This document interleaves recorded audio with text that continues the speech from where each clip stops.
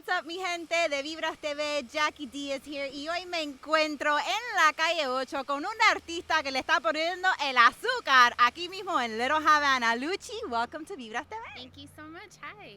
Welcome to the show. Okay, so before we get started, as far as the mural just opened up last week, tell me, how did this project land in your hands? I've had the idea for about a year, and I work together with K Cool Shop, who has a nonprofit organization, and we've been trying to do a project to beautify the neighborhood in Calle Ocho. So this is the beginning of it, and there's also another mural on the other side, and that's how it came about. And also we got the support from the city, and we started doing it.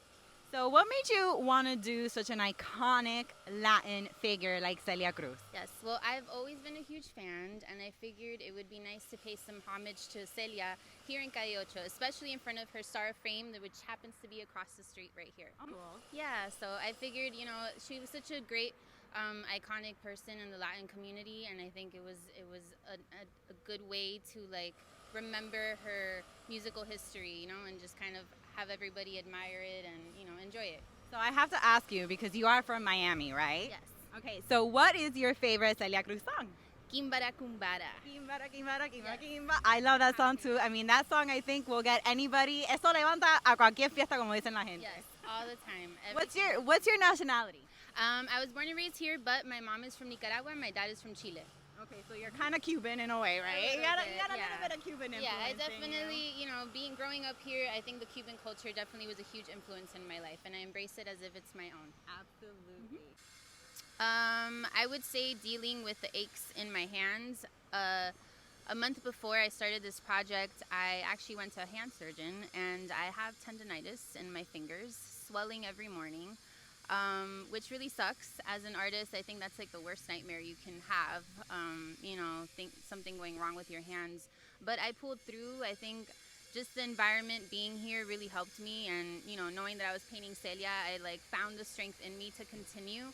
I took breaks here and there. I paced myself, but there was moments where my hands were cramping and my fingers lock up on me, which really sucks. It's something that I'm coping with right now, but I'm doing my best, and I'm not going to stop painting, so I'm not going to let it, affect me. How many hours? It took me about 7 days, and every day at least 12 to 14-hour days that I was out here, day and night.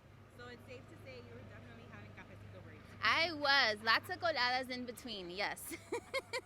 Now, I noticed, I was on your Instagram feed, and I noticed that a lot of your artwork has a lot to do with music and a lot of hip-hop. You paint a lot of hip-hop artists. Yeah. What is it about music, I guess, that attracts you to want to paint artists? Yeah, so I grew up in a household filled with music. My grandmother was a ballerina, and she was one of the big influences that I had in my life.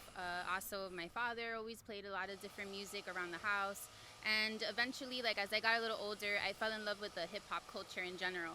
And it was my inspiration to paint different artists that I look up to that have helped me throughout my life. And, just painting them inspires me. So that's where it kind of all began.